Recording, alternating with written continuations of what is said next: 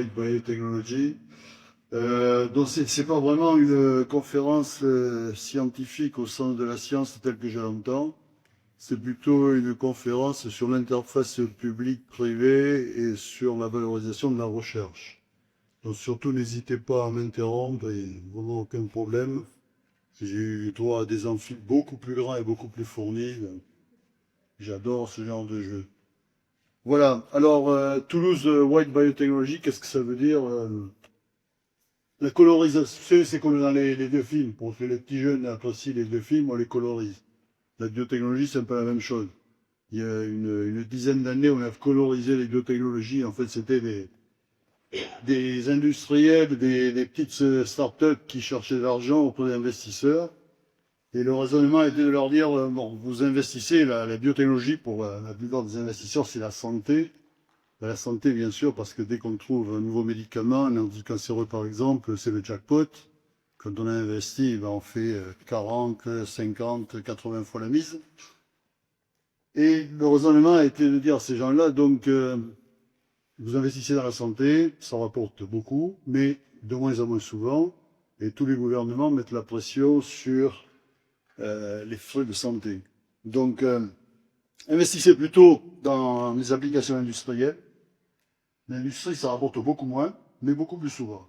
Donc, l'un dans l'autre, dans un contexte de réchauffement climatique où il va bien falloir se décider un jour à limiter l'utilisation de ressources fossiles et passer à l'utilisation de ressources renouvelables, eh bien, il y a une fenêtre de tir. Alors, la santé, bien sûr, c'est rouge, biotechnologie rouge, la croix rouge. Les applications industrielles de la biologie, c'est blanc, c'est pur, c'est beau, ce sont des procédés éco-compatibles, et encore une fois, avec des matières premières renouvelables. Et ont ajouté ces industriels, comme on va peut-être, éventuellement, utiliser des micro-organismes génétiquement modifiés, des MGM, on les utilisera dans des bioréacteurs bien fermés, bien étanches, sans relargage dans l'environnement. Donc, vous n'aurez pas les problèmes que rencontrent les biotechnologies végétales, les biotechnologies fortes. Voilà. Donc c'est comme ça qu'on se retrouve avec du rouge, du vert, du blanc, un beau drapeau. On peut coloriser à l'infini. Quand ça vient de la mer, c'est les biotechnologies bleues. Quand ça vient de l'environnement, la dépollution, c'est marron. Quand c'est du bioterrorisme, c'est noir. Enfin, bon, voilà. Donc il y a toute une palette. Donc pourquoi TWB? Pourquoi Toulouse White Biotechnology? Donc ben, voilà, parce que la spécialité, le domaine d'action de cette structure, c'est la biologie industrielle, les applications de la biologie. Puis ce petit clin d'œil, parce que j'ai eu la chance de connaître Jean Tirole bien avant qu'il ne soit prix Nobel, et il a mis en place une structure que j'admire beaucoup, TSE, Toulouse School of Economics, avec toute une série d'outils qui permettent d'attirer les meilleurs chercheurs à Toulouse. Et donc, c'était un clin d'œil en étant un acronyme avec 3 lettres. Donc, c'est pas TSE, c'était TW. Donc, voilà la genèse. Alors, qu'est-ce que c'est, d'où ça vient le TWV? Ça a une mission, donc c'est ce domaine des biotech industrielles. Donc, utiliser, comme je le disais, le carbone renouvelable à la place de carbone fossile. Et c'est surtout revisiter l'interface recherche publique, recherche industrie. Alors, je me présente juste rapidement mon profil. Bon, moi, je suis ingénieur de l'INSA de Toulouse. J'ai sauté du stade d'élève au stade d'enseignant-chercheur immédiatement, à une époque où on était recruté comme assistant. Et j'ai eu un patron de thèse que j'admire beaucoup, toujours, c'est Gilbert Durand. À l'époque, on était 3. Aujourd'hui, le laboratoire, il y a plus de 300 personnes. Et Gilbert Durand, comme on n'avait pas d'argent, on n'était pas associé à des grands organismes de recherche, il a dit, s'il n'y a pas d'argent, on va aller chercher au milieu, c'est-à-dire chez les industriels. C'est-à-dire que Gilbert Durand pensait que on peut faire une excellente recherche scientifique du meilleur niveau, tout en s'intéressant des applications. Et c'est un peu le moteur de cette présentation. Comment concilier les deux? On pourra en reparler ensuite. Donc, 4 grands auteurs dans le montage de ce projet TWB. créer de la valeur, créer des emplois. Deuxième moteur, simplifier l'interface publique-privée, faire en sorte de ne pas passer du temps à discuter de sujets absolument inutiles. Troisième moteur, mettre de l'incitation dans la créativité scientifique. Et le dernier moteur, je vous ai dit qu'on était dans le système de modification du vivant. C'est un sujet très sensible. Il ne s'agit pas d'aller occulter quoi que ce soit ou forcer l'acceptation du public vis-à-vis des recherches et surtout des produits qu'on peut développer. Le quatrième moteur, c'est se poser le maximum de questions. C'est-à-dire donner du sens à ce qu'on fait au maximum et s'interroger. S'interroger, bon, moi je suis un scientifique, je suis pas forcément le mieux à même de me poser les bonnes questions. Donc travailler avec des philosophes, travailler avec des sociologues, dès le départ, dès le début, se poser, encore une fois, toutes les interrogations qui concernent la recherche que l'on fait. Bon, je ne dis pas qu'on trouve forcément les réponses, mais enfin, en tout cas, on essaie. Alors, d'où vient cette structure? C'est un montage purement opportuniste. Bon, moi, j'ai pas mal bourlingué à l'interface dans public-privé. J'ai créé une première société il y a plus de 35 ans, parce que, bon, à force de travailler avec des industriels, de connaître des investisseurs, quand il y a une opportunité, on ne la laisse pas passer. Donc, j'ai créé BioEurope en 84. Ça m'a permis, comme j'avais jamais pu faire de postdoc, parce que chaque fois que je demandais à partir ailleurs, on me disait non, il y a trop de travail, l'an prochain. Donc, à un moment donné, je suis parti pendant 8 ans pour créer cette société, la développer, la revendre. Je suis revenu ensuite au décès de Gilbert Durand, justement, pour monter un centre de transfert de technologie. Voilà. Puis, 2009 arrive le grand emprunt. Monsieur le président Sarkozy annonce qu'il va vendre les actions d'EDF et qu'il va investir au moins 22, enfin tout 35 milliards, 22 milliards dans la recherche et les universités. Et comme j'avais beaucoup bassiné Marion Guilloux, qui à l'époque était présidente de l'INRA, en lui disant moi je vais aux États-Unis, je vois beaucoup de choses, je vais au Japon, je suis dans le conseil scientifique de nouveau centre de recherche à l'université de Kobe, ça bouge partout sauf en France. Eh ben, elle m'a appelé, elle m'a dit, voilà, il y a un truc qui s'appelle le grand emprunt. Eh ben, tout nous a assez vacillé, maintenant tout y colle. Donc elle m'a envoyé plancher devant la commission Rocard-Juppé pour expliquer tout le champ de la biotechnologie. Ça a abouti à un appel à projet qui s'est appelé le Programme Investissement d'Avenir, qui est sorti début 2010. Et donc, 2010, il a fallu gratter le papier, puisqu'on partait de la feuille blanche. Le projet a été retenu dans la première mouture. Il y avait 8 projets sélectionnés, enfin 8 projets présentés, il y en a eu 2 qui ont été sélectionnés, donc TWB.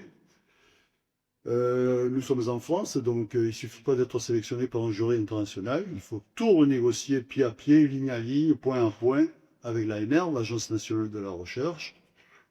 Ce qui aboutit à des signatures obtenues un an après, pratiquement, c'est-à-dire en janvier 2012. Alors, heureusement, ce laps de temps de négociation avec l'ANR, on l'a utilisé pour mettre en place un accord de consortium, un accord entre tous les partenaires, ça je vais vous en parler plus loin. Donc, opérationnel depuis début 2012, on s'aperçoit que, en fait, l'ANR ne prend pas en charge les loyers. Donc, on dit à l'ANR, qu'est-ce qu'on fait, où est-ce qu'on s'installe? Et l'ANR répond, vous avez reçu 20 millions, effectivement, 20 millions, 10 millions d'équipements, 10 millions d'investissements. Donc votre université va vous accueillir des bras grands ouverts. Ça, c'est pas la vraie vie. La vraie vie, c'est qu'il n'y a pas de place. Donc il faut trouver des locaux. Heureusement, Pierre Hoffard déménage juste avant pour aller dans son nouveau centre de recherche. Donc il y a des locaux disponibles, mais c'est des locaux qui ne sont pas adaptés, donc il faut les aménager. Donc tout ça, mes dit à vous, ça démarre en septembre 2012. Alors, qu'est-ce que c'est concrètement TWB? Ça n'a pas d'identité juridique, c'est un laboratoire.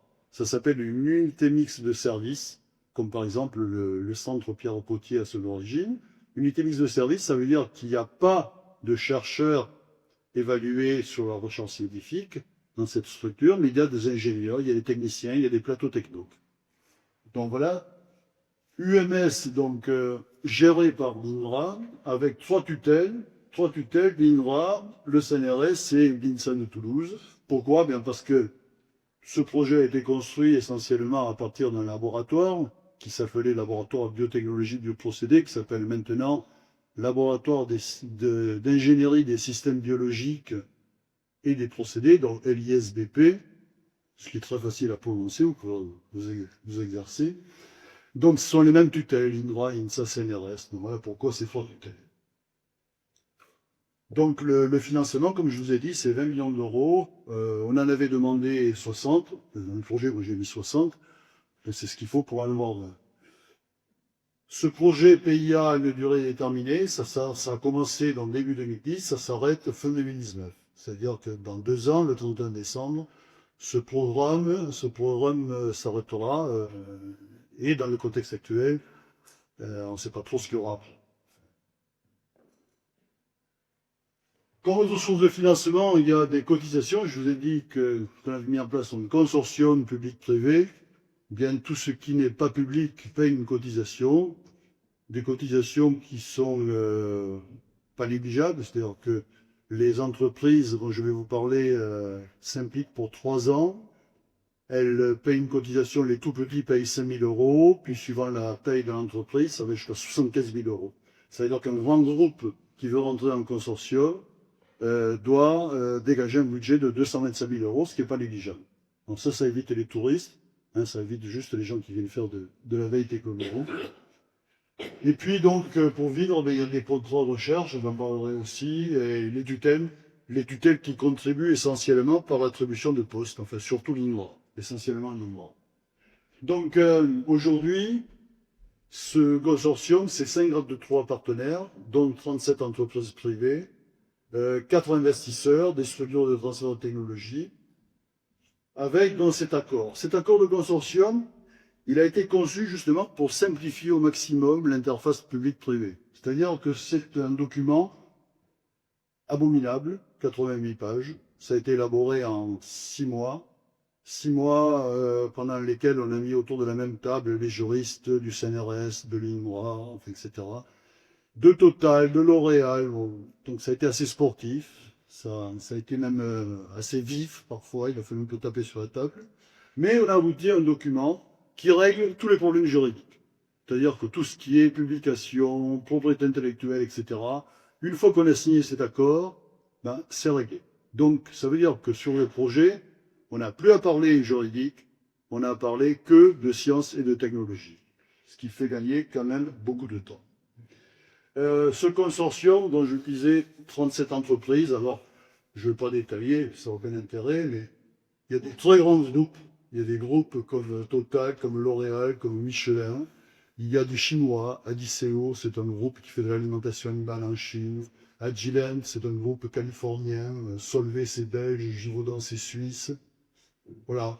Des sociétés de taille intermédiaire et de toutes petites sociétés. Par exemple, vous avez une belle goutte qui s'appelle Pili.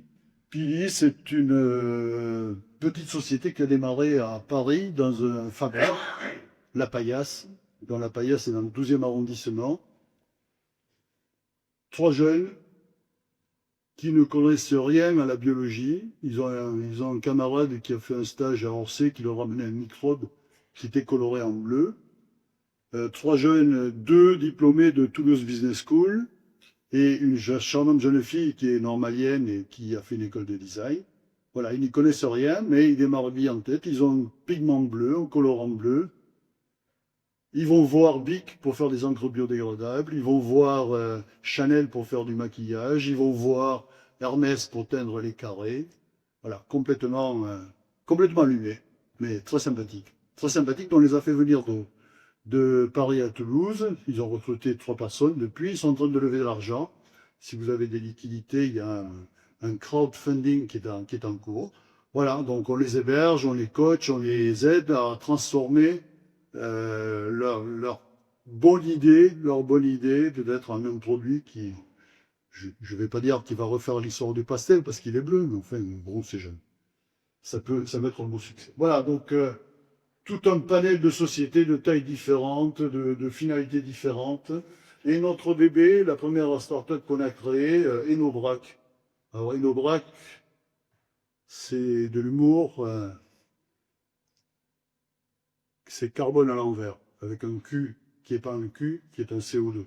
Je vous dirai pourquoi tout à l'heure.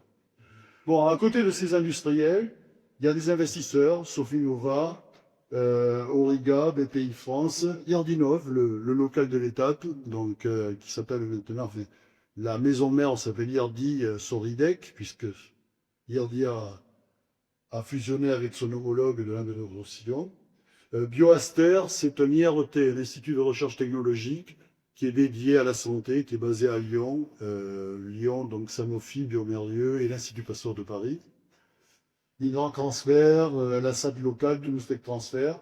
Côté public, dans les 3 tutelles, il y aura INSA, CNRS, l'ICT, l'Institut catholique de Toulouse, parce que les philosophes et les sociologues appartiennent à l'école supérieure d'éthique des sciences. Donc c'est la seule structure qui travaillait sur ces problèmes d'éthique quand on a monté le projet. Des pôles de compétitivité. IAR, c'est Industrie Agro-Ressources, c'est le gros pôle céréalier, betterravier qui est dans le nord de la France, Picardie, Champagne, Ardennes. Et là aussi le local, la Sud-Ouest Innovation. Et puis les territorialités dans le Toulouse Métropole, Cycloval et Occitanie. Donc voilà le consortium de 53 partenaires. Qu'est-ce qu'on fait? Dans le DWB, on fait de la recherche, donc des projets de recherche, on fait de la prestation de service, on a des plateaux qui peuvent faire de prestations. L'idée force à ce niveau, c'est de partir, non pas d'un résultat de recherche, enfin en général, pas toujours le fait, pas de partir d'un résultat de recherche qu'on essaye de vendre des industriels, mais c'est surtout beaucoup plus, aller voir les industriels, essayer de rentrer, tant que faire se peut, dans leur stratégie, essayer d'identifier leurs besoins, leurs problèmes, surtout les goulets d'étranglement, et d'y apporter des solutions par la recherche publique. Voilà. En gros, c'est pas partir d'une solution qui cherche un problème à résoudre, c'est partir d'un problème pour essayer de trouver la solution, ce qui, en général, fonctionne plus efficacement. Premier point, premier type de projet, je vous ai dit que les industriels payaient un droit d'accès. Ils payent donc une somme d'à peu près, comme c'était écrit, à 1 million d'euros. Cet argent, on l'utilise pour susciter de la créativité scientifique. Quand j'étais un jeune chercheur, l'évaluation était très limitée. Je pouvais me payer le luxe de faire des manips assez farfelues. On en a fait quelques-unes avec Maurice, qui est là. On pouvait débroussailler des nouveaux sujets, on pouvait prendre des risques. Aujourd'hui, on fait du productivisme dans la science, enfin c'est mon avis en tout cas. Il faut publier. Une thèse, il faut la faire en 3 ans, et une thèse en 3 ans avec des bonnes publications, c'est pas évident d'aller débroussailler justement de nouveaux domaines. Donc, comment inciter les chercheurs à prendre du risque? Alors, pas en permettant, avec un dossier de candidature très simple, 3 pages, d'avoir un financement conséquent, autour de 150, 200 000 euros par an. Voilà. Donc c'est ça l'idée. Et il faut donc de l'idée originale, à la recherche de modes de concept, et si ça marche, à la clé, il y a la propriété intellectuelle qu'on peut remettre à la disposition des partenaires industriels. Donc voilà le principe. Dans ce cas, la propriété intellectuelle appartient aux 3 tutelles, INRA, CNRS, INSA. Alors, par exemple, pour simplifier les choses, on a obtenu que ce soit au titre identique, c'est-à-dire un tiers. On ne discute pas pour savoir s'il y avait plus de chercheurs INRA ou plus de chercheurs à CNRS impliqués dans un projet. C'est systématiquement un tiers, et, point très important, avec un interlocuteur unique pour aller discuter de la valorisation de ces résultats. Un interlocuteur unique, parce que si chacun se met à discuter en son coin, c'est le pataquès total. L'ancien ministre, enfin pardon, pas ministre, il était secrétaire d'État. L'ancien secrétaire d'État à la recherche, Thierry Mandon, est venu nous voir il y a un peu plus d'1 an, 1 an et demi, et 6 mois après, il a émis un décret qui est basé sur ce principe. C'est-à-dire que quand un laboratoire a plusieurs tutelles, une unité mixte de recherche, si au bout de 4 mois, il n'y a pas une entente sur le partage des résultats, Ben, s'il y a 2 tutelles, c'est 50-50, s'il y en a 3, un tiers, etc. Et un interlocuteur, encore une fois, c'est très important. Bon, pour vous donner des chiffres, en 5 ans d'activité, enfin pas tout à fait, puisque ce sont des chiffres au 1er janvier 2017, on a financé 19 projets pour un montant de 6,4 millions. Et donc c'est pas quand même négligeable, hein, ce sont des sommes qui sont relativement importantes. Ça a induit 7 brevets, aujourd'hui il y en a 10 en tout, et on a créé une start-up. Donc, bon, je ne rentre pas dans le détail de ces projets. Si un point à signaler, on permet aux industriels de coacher ces projets, c'est-à-dire sur une base de volontariat, simplement. Ils peuvent suivre ces projets, ils ont participé à leur sélection, et ils vont bénéficier pendant 6 mois de la propriété intellectuelle qui est générée. Bon, ensuite, on peut la proposer à n'importe quelle entreprise, qu'elle soit partenaire ou pas du consortium. Un exemple, un chercheur du CNRS, Denis Pompon, qui nous propose de transformer en quelque sorte la levure de boulangerie, hein, ce qui fait du pain, de la bière, du vin, en micro-algues. C'est-à-dire d'apprendre à une levure à utiliser comme matière première non pas du sucre, comme toutes les bonnes levures, mais utiliser du dioxyde de carbone, du CO2. Donc sur le principe, intérêt multiple, hein. Premièrement, on sauve la planète, on consomme du CO2 pour faire des produits de commodité dans la grande échelle. Deuxième avantage, le sucre saccharose, ça vaut 300 $ à la tonne. Le CO2, bon, il n'y a pas encore de taxe carbone, malheureusement. Enfin, ça vaudra entre 10 et 50 $. Donc, c'est quand même nettement moins cher. Donc, une matière première facilement disponible, à un coût très limité, pourquoi pas? Ça peut paraître très farfelu. Le chercheur en question, il a une crédibilité. C'est-à-dire qu'il a déjà participé à un projet avec la société Sanofi pour construire une levure qui produit de l'hydrocortisone. L'hydrocortisone, c'est un anti-inflammatoire, à partir de sucre. L'hydrocortisone, ça se synthétise industriellement, par voie chimique, 23 étapes. Donc 23 fois, il faut faire une étape, purifier, l'étape suivante, etc. 23 fois. Là, vous prenez une levure, vous lui donnez du sucre, elle vous produit de l'hydrocortisone directement. Sanofi a industrialisé ce procédé à Elbeuf. Donc, crédibilité du chercheur, bon niveau, on y va. On donne un an de financement, au bout d'un an, il y a un brevet, 2 ans de financement, 2 brevets, 2 ans et demi, 3e brevet, et un des partenaires financiers, Sofinnova, décide de créer le start-up. Donc là où il y avait sur un projet 2 post-docs qui travaillaient, aujourd'hui il y a 22 personnes qui ont été recrutées par cette société, donc Enobrac, que nous hébergeons pour des raisons essentiellement fiscales. En fait, les chercheurs, les 20 personnes sont des chercheurs qui permettent, en étant recrutés non pas par la société mais par l'INDRA, de bénéficier plein pot du crédit d'impôt recherche, donc d'une défiscalisation de 60%, ce qui pour une start-up permet quand même d'économiser ce qu'on appelle la burning rate, c'est-à-dire la consommation d'argent. Donc voilà le projet. Utiliser le CO2 qui est disponible en très grande quantité. Donc si on utilise le CO2, il faut le réduire, mais il faut des électrons qui peuvent provenir par exemple de l'hydrogène, qui peuvent provenir de tout un tas de sources d'autres réactions. Et donc une fois qu'on a mis dans la levure cette machinerie qui permet d'utiliser le CO2, eh bien on peut mettre aussi dans la levure, on peut faire avec la levure de l'alcool, ça c'est classique, mais on peut aussi mettre n'importe quelle voie métabolique qui va permettre de faire tel ou tel composé d'intérêt. On va bricoler le métabolisme de cette levure de manière à ce qu'elle puisse produire, par exemple, des acides aminés, des acides organiques comme l'acide citrique, l'acide malique, etc. Donc des produits qui sont produits à très grande échelle aujourd'hui, essentiellement par des procédés chimiques, voire par fermentation. Voilà. Donc voilà un exemple de la créativité qu'on peut susciter et qui aboutit à une création de jeunes entreprises.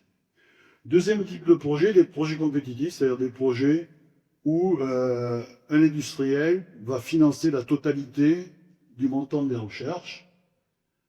Dans ce cas, principe toujours de simplifier, 100% de la propriété intellectuelle appartient au partenaire industriel.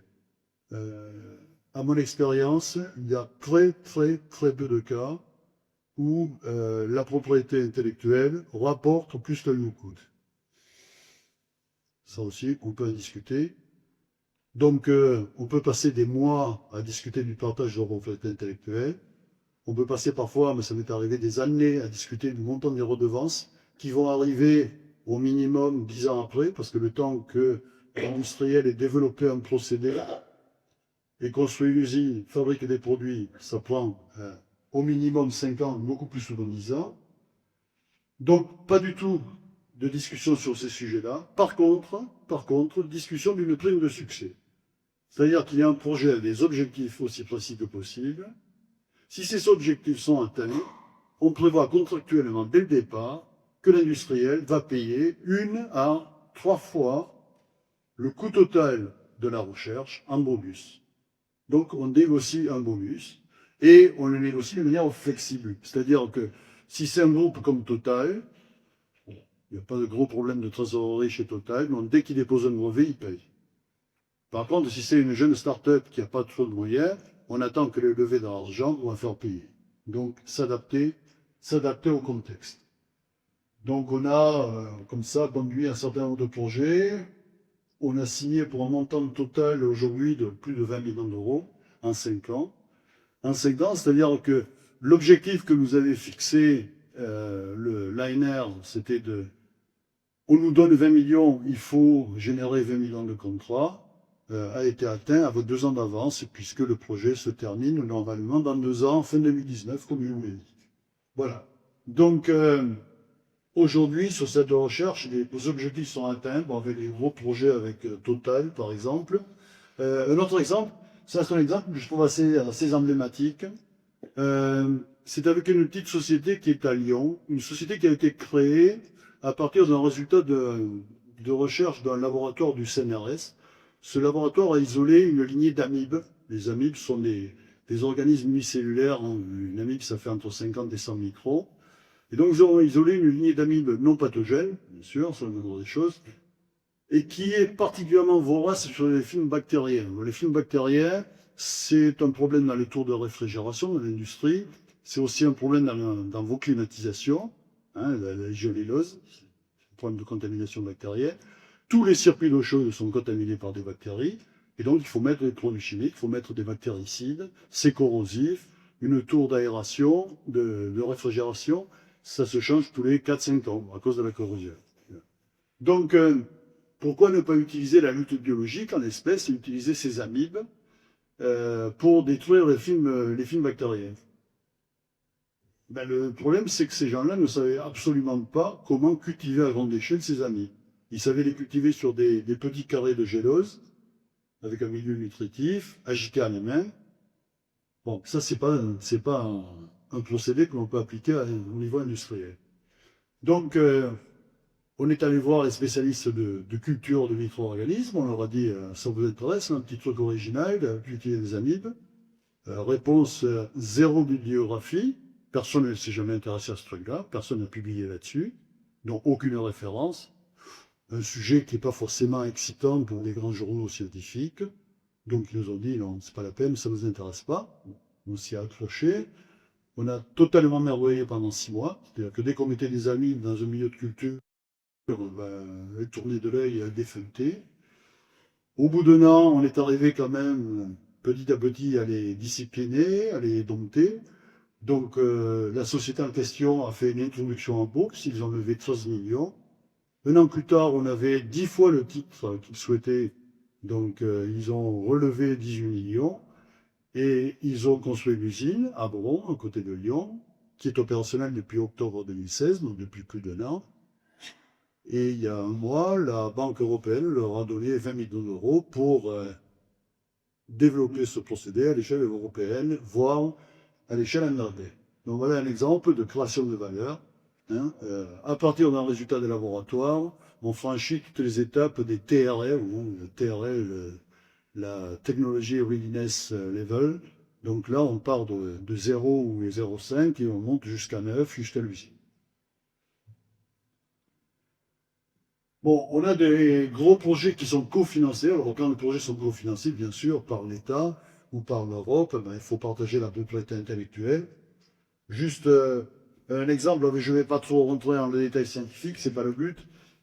C'est un exemple avec la société chinoise que j'évoquais, Adiceo, qui est un leader mondial sur l'alimentation animale et en particulier sur des acides aminés, notamment la méthionine. Enfin, Adiceo, c'est l'ancien Roule Poulain Nutrition Animale. Donc, il y a un marché de la méthionine qui est très intéressant. On peut faire cette méthionine, ou du moins un analogue de la méthionine, à partir de cette molécule. Cette molécule, c'est le 2,4-dihydroxybenzoate. Désolé, n'importe quoi. Butyrate, pardon, excusez-moi, 4 carbone. Donc, 2,4-dihydroxybutyrate. Cette molécule, Adiceo, c'est très facilement la transformer par un procédé chimique en analogue de la méthionine. Biologiquement, cette molécule n'existe pas. Ce n'est pas l'intermédiaire que l'on rencontre dans le métabolisme. Par contre, ce qu'on rencontre dans le métabolisme vivant, c'est l'homocérine. La différence, c'est un non pas de l'idée, on peut donner l'hydroxyde. Le métabolisme de l'homocérine est bien connu. Ça part de l'acide aspartique, de l'aspartate, et par 3 étapes, on arrive à l'homocérine. Par contre, comme l'autre n'existe pas dans la nature, on ne sait pas comment faire. On peut raisonner par analogie. On peut dire, l'analogue de l'aspartate, c'est le malate. On va partir du malate. Le seul problème, c'est qu'on ne connaît pas, personne n'a jamais identifié les étapes intermédiaires et donc les catalyseurs biologiques, les enzymes qui catalysent ces étapes. Donc il faut les construire. Voilà. Tout simplement. Tout simplement, c'est pas évident. Donc il faut partir à partir de banques de données, il faut raisonner par analogie, et on a réussi à le faire. Donc on a réussi à construire ces 3 étapes. Aujourd'hui, ce procédé a atteint les objectifs qui étaient fixés. Ça a duré 5 ans, il a fallu 5 ans pour ça. Et ce procédé, quand on est passé à l'échelle pilote, grâce à un financement de l'ADN, de l'Agence pour l'environnement. Donc ce procédé est en train de se développer. Un autre exemple, Tanaplast, Carbios est une petite société qui est à Clermont-Ferrand. L'ambition de Carbios, c'est de traiter la fin de vie des matières plastiques. Bon, vous connaissez tous le continent qui est constitué par les matières plastiques accumulées dans les océans, en particulier dans le Pacifique. Comment régler ce problème? Comment éliminer ces matières plastiques? Bon, là aussi, j'en fais une histoire courte. Gestion de fin de vie dans d'où Tanaplast pour le manger. 2 exemples. L'acide polylactique, le PLA.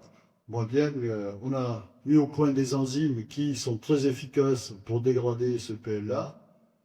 On peut par exemple incorporer ces enzymes dans cette matière plastique, ce qui va permettre de déclencher la dégradation.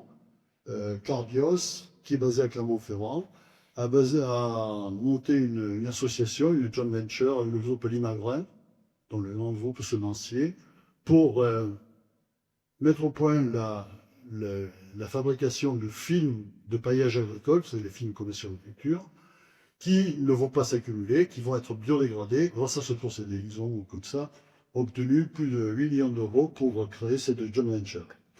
Et sur le polyéthylène terephthalate, le PET, mais là aussi, on trouvait des enzymes originales, on a amélioré ces enzymes, on les a rendues suffisamment performantes aujourd'hui, non pas pour faire de la biodégradation, dans ce cas, mais pour faire du recyclage. C'est-à-dire qu'on découpe le polymère en monomères, en petits morceaux, et ensuite on réutilise ces monomères pour refabriquer, donc pour recycler, pour refaire du PET. Donc ça, c'est en train de passer à l'échelle pilote, là aussi grâce à un financement de l'agence de l'environnement. Bon, je passe sur les prestations de services. Le fait d'avoir beaucoup d'argent, enfin, du moins un financement conséquent, et d'avoir du temps, ça nous a permis en particulier de concevoir des équipements originaux. On parle d'accélérer le mouvement. Si on n'a que des équipements classiques, ben on fait ce que tout le monde fait. Nous, on a mis au point, par exemple, des robots qui permettent de changer d'échelle dans le développement d'une culture microbienne, d'une fermentation. En général, on fait ça dans des petits aires linéaires. Bon, c'est plus ou moins homogène, les résultats sont souvent très, très largement distribués. Bon, ben là, on a un robot qui fait tout cela automatiquement, avec le contrôle du pH, de la température, de l'oxygène, l'analyse des gaz, congélation des échantillons.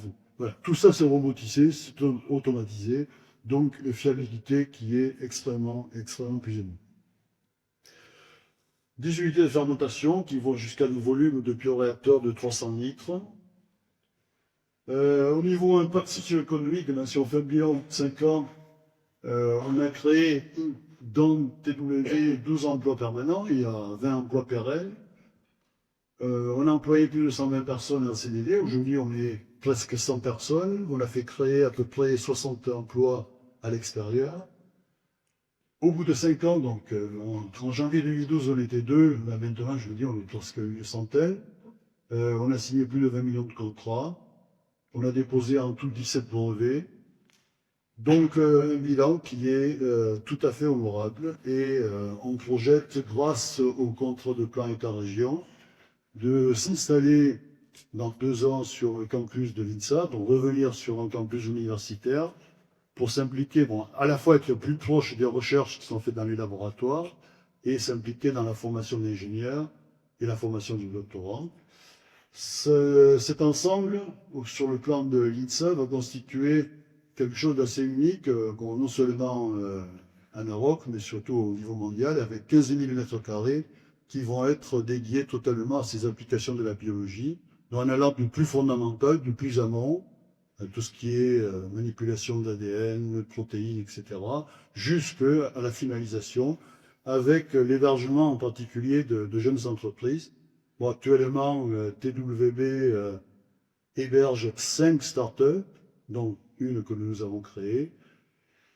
Et le fait d'avoir des locaux de dimension beaucoup plus grande, 500 m², permettra d'en héberger, on l'espère, beaucoup plus. Voilà, en conclusion, qu'est-ce que je vous dirais? En tant que scientifique, moi j'ai toujours été obsédé par un temps d'emploi. J'ai formé depuis toujours des ingénieurs à l'INSA de Toulouse, à l'école des mines à Paris. Et former des gens, si on ne peut pas les caser dans un job, ça n'a pas beaucoup de sens pour moi. Donc, comment créer des emplois? Je crois que le fait d'être moins scientifique n'est pas incompatible avec le fait de s'intéresser à des applications. Le problème, c'est qu'on n'a pas, très souvent, les outils qui permettent de faire l'interface entre les deux. Et là, si j'ai créé TWB, c'est justement pour disposer d'une structure qui est dimensionnée, qui est conçue, justement, pour faciliter ce passage de la meilleure science à l'application et des besoins industriels à la meilleure science. Je vous remercie.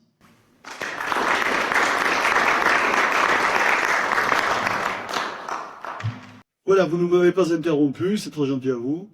Si vous avez des questions, je serai très heureux d'essayer d'y répondre. Je pensais avoir été suffisamment provocateur pour susciter le débat. Merci. Ilan, je suis simple animateur. Voilà, donc en fait, j'aurais aimé vous poser des questions par rapport à la biotechnologie et savoir donc au niveau de la biotechnologie, quelle était votre position par rapport à la survivance du corps, c'est-à-dire quand il y a une personne qui est morte cérébralement, le maintien biotechnologique du corps, on lui permet la survie. Il y a forcément un espoir de retour, mais est-ce que vous pensez que la biotechnologie doit aller dans ce sens-là, c'est-à-dire franchir cette limite-là, ou est-ce que la biotechnologie doit rester en amont et se positionner plus vers l'accroissement de la puissance corporelle? Votre question est tout à fait passionnante. Moi, c'est un sujet qui me passionne. La réponse n'est pas simple, elle est multiple. Est-ce qu'il faut aller vers l'homme augmenté?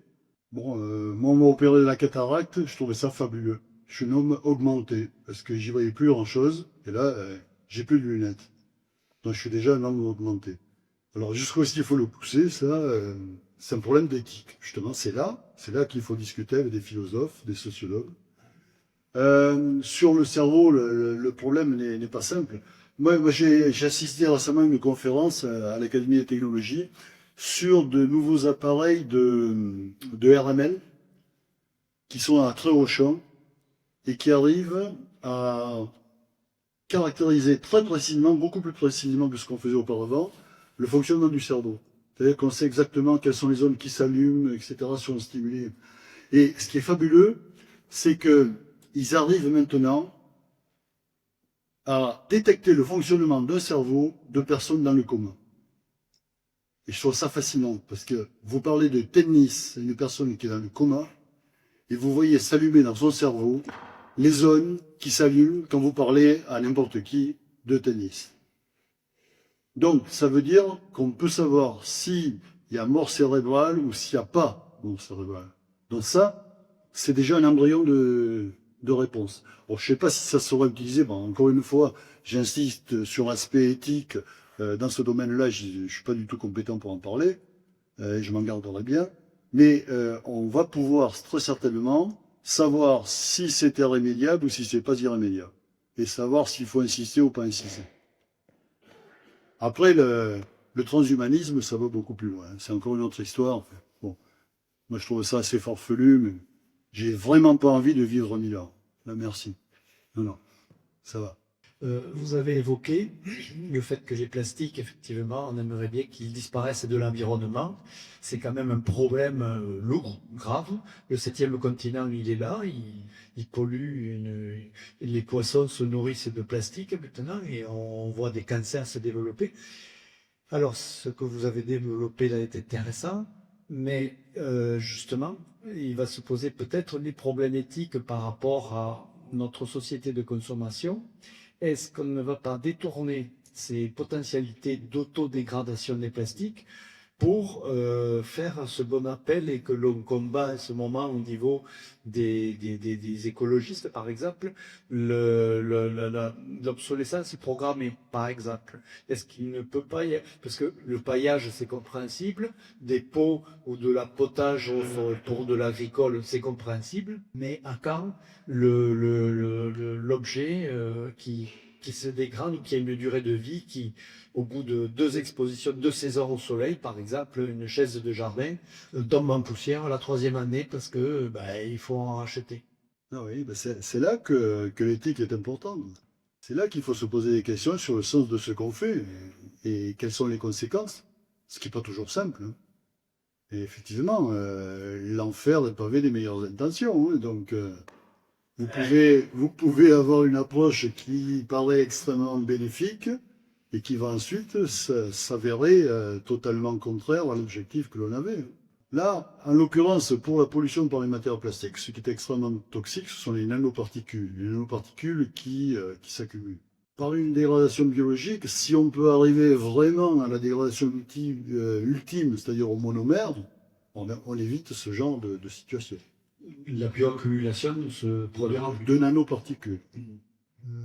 Je vois que vous travaillez avec les travaux que vous parlez sont des travaux scientifiques assez connus. Donc, je suis susceptible d'intéresser des sociétés tierces et je dis qu'il y a des risques d'espionnage scientifique ou industriel.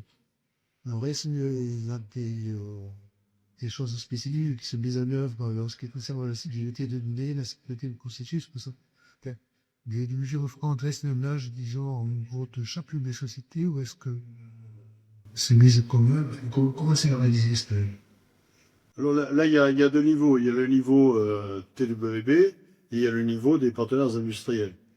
Bon, des partenaires industriels comme Michelin, comme Total, etc., savent parfaitement gérer ce genre de situation. Donc, ça nous permet de bénéficier d'une expérience tout à fait intéressante.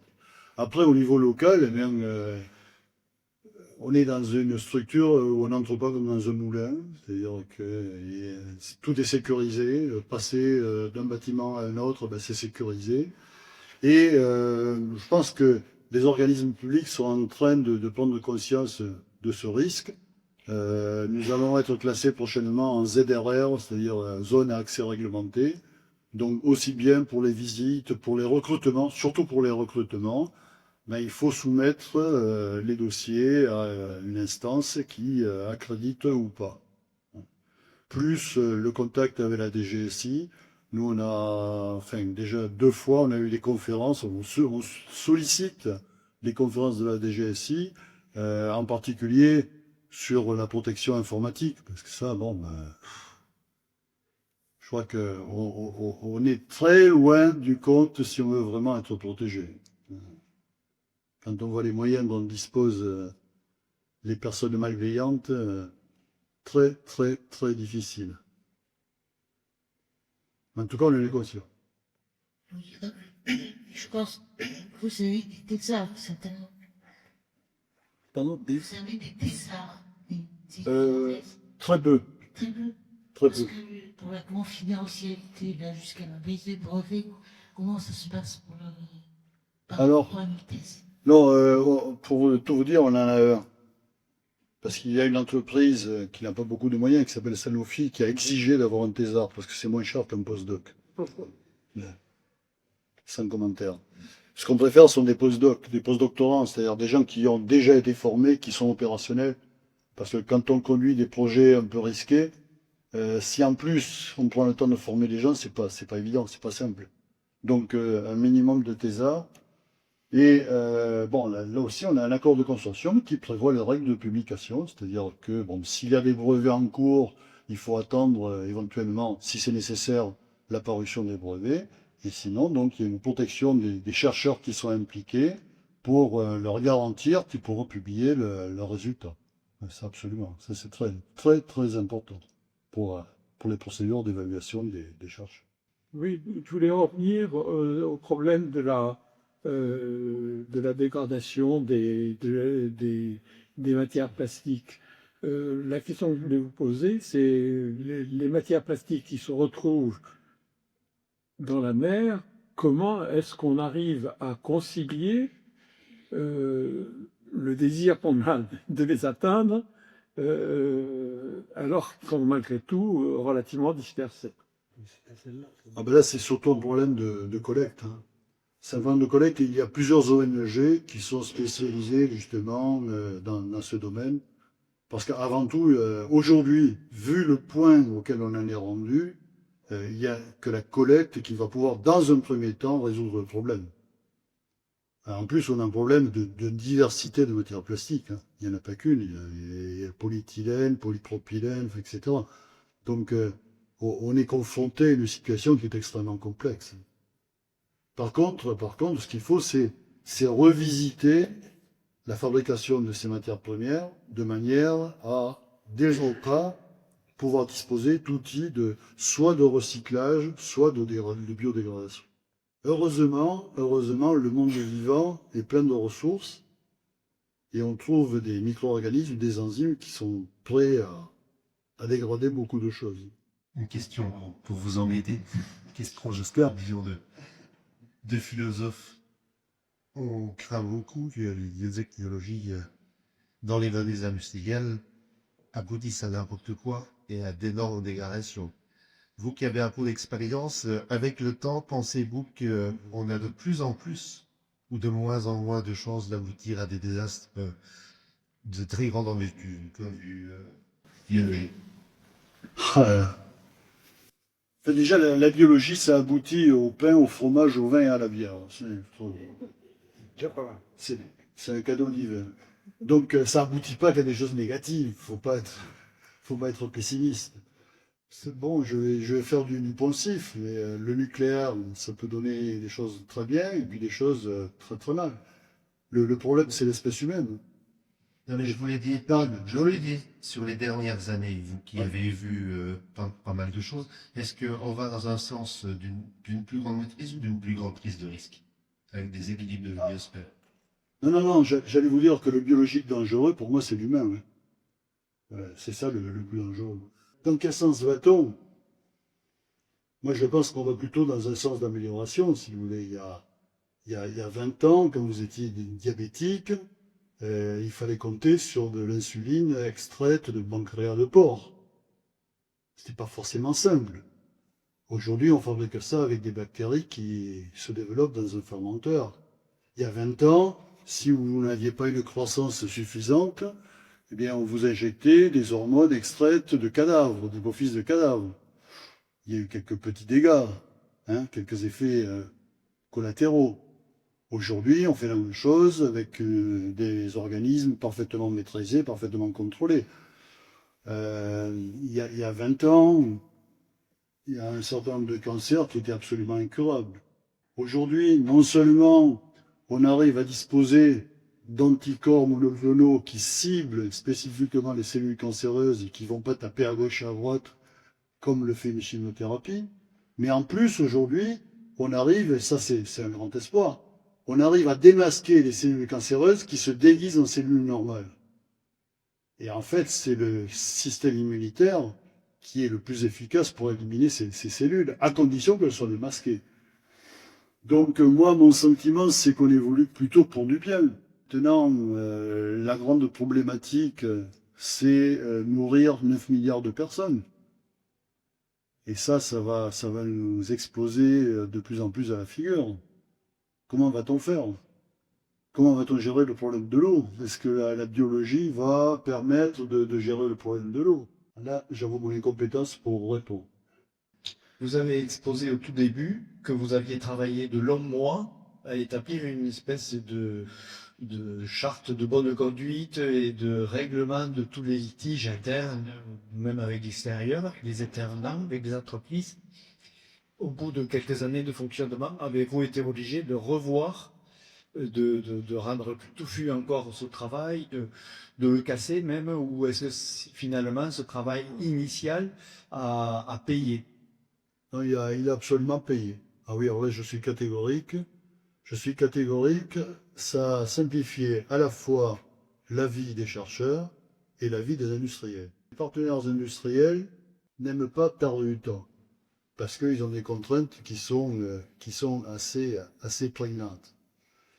Quand on passe des mois à discuter de sujets qui n'ont aucune signification finalement, perte de temps jusqu'au moment où les industriels préfèrent faire le travail eux-mêmes ou aller le faire ailleurs, dans des pays qui sont un peu plus réceptifs. Et au niveau des chercheurs, le fait d'avoir un cadre simple, clair et net dès le départ, ça simplifie aussi les choses. Voilà, donc je pense que la plupart du dispositif est tout à fait opérationnel, tout à fait efficace. On a fait des réglages fins sur cet accord de consortium, mais qui sont un peu à la marge. Par exemple, au départ, il y avait une règle imposée par l'ANR, qui était qu'il fallait que ce soit essentiellement des entreprises françaises qui profitent de ce programme d'investissement d'avenir. Bon, mais il y a un truc qui s'appelle l'Europe. Et donc c'est en contradiction avec les lois européennes, donc il a fallu réviser ça. Bon voilà. Mais sur le fond simplificateur, je pense que on a vraiment avancé. On a vraiment avancé et je trouve dommage que beaucoup d'organismes n'aient pas encore compris que c'était comme cela qu'il fallait fonctionner si on voulait être simplement efficace. De venir vous voir parce que c'est une valeur ajoutée que vous pourriez emporter à d'autres qui vous avez créé le même genre de structure. Absolument. C'est formateur, enfin, on veut vous voir comme un porteur d'enseignement aussi à ce niveau-là. C'est surtout basé sur du bon sens de l'expérience. Moi, j'étais très heureux de lire un rapport qui n'a pas été diffusé. Un rapport écrit par un prof du MIT, Suzanne Berger, c'est ça, Suzanne Berger. C'est un rapport qui a été commenté début 2016 par Thierry Mandon et Emmanuel Macron, donc qui était encore au gouvernement, sur justement la valorisation de la recherche. Et ce rapport, si vous voulez, remet tellement en question tout ce que l'on a créé, en particulier dans le PIA, par exemple, une société de droit privé qui fait de la valorisation de la recherche, comme l'ESAT, ne peut absolument pas être profitable au bout de 10 ans. C'est strictement inenvisageable. Sauf miracle, bien sûr. Mais elle donne 3 exemples dans son rapport où vraiment des brevets ont rapporté beaucoup d'argent. Il y en a 3. Il y en a 3 sur des millions de contrats de recherche. Vous avez Google, Stanford, vous avez l'Université de Floride, une boisson énergisante qui s'appelle Gatorade, et vous avez Pierre Potier. Pierre Potier qui a découvert 2 anticancéreux, qui ont fait de nos jours du CNRS. Mais et Pierre Potier, il n'y en a pas à tous les coins de rue. Ça arrive à plus de fois. Et si on base toute une stratégie sur cet exemple-là, c'est tout à fait l'arbre qui cache la forêt. Est-ce que vous avez dans vos projets des choses qui concernent la production d'énergie avec des systèmes biotechnologiques ou est-ce que c'est complètement d'éléments à l'heure actuelle encore ou... Quand on a démarré, c'était 2010. Le baril de pétrole devait être autour de 120-130 $. Donc on a lancé un grand programme avec Airbus pour faire du jet fuel. Parce que dans un avion, il faudra toujours mettre du carburant liquide. Enfin, l'avion électrique, c'est pas encore complètement au point. Et qu'on ne pouvait pas mettre un fil électrique. Voilà. Donc, programme avec Airbus. Aujourd'hui, ça remonte un peu, là. C'est autour de 60. Quand c'était à 40 ou 50, tous ces projets-là ont été tués parce que ça n'avait aucun sens. Ça n'avait aucun sens à court terme. Donc, ce qui est intéressant, dans ce projet avec Airbus, il y avait 3 partenaires. Il fallait du sucre pour alimenter les micro-organismes qui fabriquaient des molécules transformables en jet fuel. Il fallait du sucre, donc terre et os. Il fallait traiter des matières grasses, des lipides, pour faire du carburant. C'était le groupe Avri, Sophie Protéol, et Airbus. Au terme du projet, qui a duré 4 ans, au terme du projet, Airbus était partant pour continuer, parce que Airbus a des avions qui volent pendant 40 ans, donc se projette sur plusieurs dizaines d'années, alors que les entreprises qui fournissaient le sucre ou traitaient les lipides, elles se projetaient sur des temps beaucoup plus courts et ont jeté l'éponge. C'est pas Airbus. Et Airbus a toujours beaucoup de projets là-dessus, comme Boeing. Donc après, on est sur des échelles de temps. Hein. D'accord, donc ça serait côté... Vous avez aussi une autre source d'énergie, j'allais l'oublier, c'est la méthanisation. La méthanisation, c'est un procédé biologique, avec en général des mélanges de souches très complexes. Tant les Allemands, depuis les années 80, ont toujours développé ces approches de méthanisation, autant nous, on les a développées, on les a oubliées, maintenant on les redécouvre. Une excellente source d'énergie. D'autant plus que maintenant, on peut réinjecter le méthane qui est produit dans les circuits de gaz. Là aussi, il y a les problèmes réglementaires. Bon, ça, on n'en a pas parlé, c'est notre histoire. Mais il y a tout le poids de la réglementation. Donc, pour faire...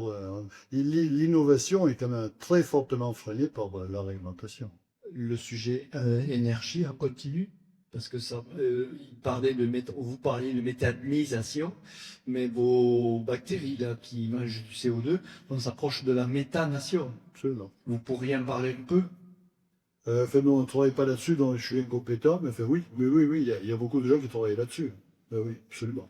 Vous pourriez très bien vous y greffer dessus, parce que vous avez peut-être des éléments de cette méthanation qui permettraient de consommer du CO2 et avec l'énergie du photovoltaïque ou éolien, refabriquer du méthane, par exemple. Tout à fait. Donc il y a peut-être des bons côtés vous aurez peut-être de ces jours des briques qui viendront s'ajouter à ce qui se fait par ailleurs. Oui, il y a pas mal d'équipes aux États-Unis et en Allemagne qui travaillent là-dessus. Justement, en Allemagne, produisant de l'hydrogène avant votre photovoltaïque dans le complet. Oui. Étant beaucoup trop d'énergie, surtout dans le renouvelable, il faut essayer de la convertir en stock qu'on peut mettre dans des réservoirs, soit sous forme liquide ou gazeuse. Et effectivement, il faut que les rendements de ces opérations ne soient pas ridicules. Sinon, on a besoin de produire 10 fois plus pour avoir très peu. Enfin, je ne sais plus, Fischer-Tropsch, combien il consommait de charbon pour faire de l'essence, mais c'est pas ce qu'il y a de plus rentable. Non, c'est des économies de guerre. Oui, en guerre, de se permettre. Ne pensez-vous pas qu'il y a eu une grande méconnaissance de la part des chercheurs des réalités industrielles et qu'ils les méprisent avec souverainement. S'il y avait une méconnaissance que des réalités industrielles, non, mais puis on peut l'extrapoler à l'éducation nationale. Je suis désolé, je suis un enseignant. Quand je vois le décalage qu'il peut y avoir entre ce qu'on enseigne et la vraie vie. N'osez pas, Raphaël, prof. Non, non, personne n'est parfait. Non, non, mais effectivement, enfin, moi j'estime que quand il y a 10 millions de chômeurs, on ne peut pas se permettre de ne s'occuper que de sa carrière. Bon, c'est une position et une opinion qui vaut ce qu'elle vaut. Mais effectivement, moi je vois pas pourquoi il n'y aurait pas plus d'imbrication, plus de transferts, de va-et-vient, de navettes. Je vais vous dire mon sentiment profond. J'ai beaucoup donné dans ce domaine-là. Et j'ai souvent été gêné, voire même déçu par les scientifiques que j'admirais, mais qui traitaient par le mépris toutes ces... J'ai été traité d'arriviste récemment parce que je parlais de pognon, parce que je disais, bah écoutez, à quoi ça pourra servir, quelles seront les utilisations pratiques, que peut-on en faire? Vous êtes un des rares, un des premiers que je vois qui parle un petit peu d'argent. Oui, là encore, j'étais raisonnable. Là, oui. L'argent, c'est le nerf de la guerre. Quand vous allez aux États-Unis, moi j'ai travaillé avec une boîte de Boston, il y avait le chercheur en chef, il avait son bureau à l'intérieur de cette boîte. Et il l'avait créé. Et il en profitait, il vendait sur le monde entier. Et il parlait comme un businessman, mais c'était un patron de labo. En France, c'est impensable. Moi, je parle de vous, je sais pas. Si, allez à TSE, justement. Allez voir Jean Tirole, allez voir s'ils ont mis en place. Oui, mais moi, je parle d'un temps Non, mais- que les moins de 20 ans ne peuvent pas connaître. Non, mais tout à fait. Mais en fait, c'est Jean-Jean Pierrefonds hein, qui a mis ça en place à Toulouse. Hein. Donc, Exactement. on peut le faire, mais effectivement, on se fait traiter de tous les noms, de pourri, etc. Vous savez, il y a un autre point, c'est comment on se situe dans la compétition internationale. Bon, moi, si je travaille pas avec les meilleurs, et si je recrute pas les meilleurs, je suis mort. Parce que ma compétition, elle n'est pas toulousaine, elle n'est pas française. C'est en Californie, c'est en Chine, c'est etc. Donc, si on n'a pas la capacité, la possibilité de recruter les meilleurs, on n'existe pas. C'est sûr. Bon, et comment vous faites pour recruter? Vous voyez passer, j'ai vu une jeune fille là, qui était là, qui est partie tout à l'heure, une polytechnicienne qui a bourlingué un peu partout, qui est arrivée à Toulouse grâce à une bourse de la Fondation de l'Arc. Après sa bourse, elle n'a rien. Comment est-ce qu'on recrute une personne de ce calibre-là avec, le CNRS, j'en parle pas, il y a de poste, mais avec un poste de l'INRA. Si aujourd'hui l'INRA me soutient, j'aurai le poste à se gré l'an prochain. Et le recrutement se fera 1 an plus tard, non dans 2 ans. Donc qu'est-ce que je lui dis? Vous avez patienté pendant 2 ans, là, tricotez un petit peu, puis attendez qu'il y ait un poste. Et le poste sera au tarif syndical, que vous connaissez comme moi. Donc cette brave polytechnicienne, il vaut mieux qu'elle aille faire autre chose. Et elle fera. Sans trop de difficultés. Ben non, mais effectivement, notre base judéo-chrétienne interdit de parler d'argent, mais c'est quand même le nerf de la guerre. Quand vous allez aux États-Unis, la première des choses que font lors d'une réunion, ils vous mettent sur la table un NDA, non-disclosure agreement, où ils disent que tout ce qui va être dit là est secret, et ils protègent la propriété intellectuelle. Ça, je suppose que c'est des choses que vous connaissez très bien. Ils protègent leur propriété intellectuelle. Nous, en France, jamais on me pense. Moi, je suis à la retraite depuis 10 ans. Maintenant, ça a peut-être évolué, j'espère. Mais j'ai des doutes, quand même. Non, et puis les Coréens, par exemple, j'en connais pas mal, apprécient beaucoup que nous publions nos résultats. Ils sont malins, ils font faire en publicité par d'autres. Non, je crois qu'il faut pas être naïf, enfin, il faut pas être paranoïaque, mais il faut pas être naïf. Vous savez, on a de très beaux exemples, de prix Nobel qui, au lieu de protéger leurs résultats, les ont publiés, alors que leurs collègues allemands veulent les breveter. Parler de magnétorésistance géante. Peut-être. Vous venez d'évoquer la Chine et les États-Unis. Vous pourriez parler un petit peu de ce qui se passe au niveau mondial et comment vous voyez-vous depuis votre action et comment se développe au niveau mondial la force ou la puissance de l'Asie par rapport à l'Occident, mais par rapport aux États-Unis éventuellement. Il y a un chiffre qui est simple. Aujourd'hui, la Chine dépose 2 fois plus de brevets que les États-Unis. Et les dépose essentiellement en Chine, parce que ça me fait chier par vous. Donc 2 fois plus de brevets chinois que de brevets américains. Je parle pas des brevets européens ou français. C'est plus qu'inquiétant, surtout quand on connaît un petit peu l'organisation chinoise, comment ils ont fait venir des profs chinois, enfin sino-américains en Chine, comment ils leur ont donné des temps d'or. Un petit détail, en Chine, un professeur d'université conserve, aura des degrés divers dans des universités, des droits de propriété intellectuelle. Donc il est patron, il est propriétaire de ses brevets. Et on l'incite en plus à créer une entreprise, à développer son entreprise. Si c'est intéressant, il a tous les financements qu'il veut. Ça fait une sacrée différence. Une petite question pour un jeune qui a 20-25 ans aujourd'hui, qui voudrait se lancer avec un petit capital, qui voudrait ouvrir une start-up, vous lui conseillerez quel produit? Ouh là là. Alors déjà, s'il a un petit capital, faut pas qu'il vienne faire de la biotechnologie parce que c'est horriblement cher. Donc il faut aller faire des applications pour smartphone, ça oui, ça c'est possible. Donc je lui conseillerais de faire des applications pour téléphone. En biotechnologie, ce qui, à mon avis, aujourd'hui se développe le plus, c'est tout ce qui est autour de la pas de l'alimentation, de la nutrition. C'est-à-dire tout ce qui va permettre de préserver sa santé, enfin, etc. Je crois que là, il y a un marché qui est extrêmement porteur. Connaître mieux en mieux les mécanismes impliqués. Aujourd'hui, la grande mode, c'est le microbiote intestinal. Aller jouer spécifiquement avec ce microbiote, c'est lui qui dirige le coup. C'est vous qui avez mis au point vos robots de culture. Pardon? C'est vous qui avez mis au point vos robots de culture. Oui, tout à fait. Si vous voulez, c'était un peu une lettre au Père Noël, comme on avait de l'argent et du temps. On a conçu le système idéal, ce qui nous permettrait de faire toute la chaîne pour aller cultiver des micro-organismes. Et donc ensuite, on est allé voir des équipementiers, des gens qui font des robots, comme Hamilton en Suisse. Et ensemble, on a construit, en adaptant les équipements qu'ils avaient, on a construit ces robots. Ouais, tout à fait. Justement, c'est l'intérêt d'avoir du temps et de l'argent. Sinon, on peut pas le faire. Est-ce qu'il y a des applications en matière de défense nationale?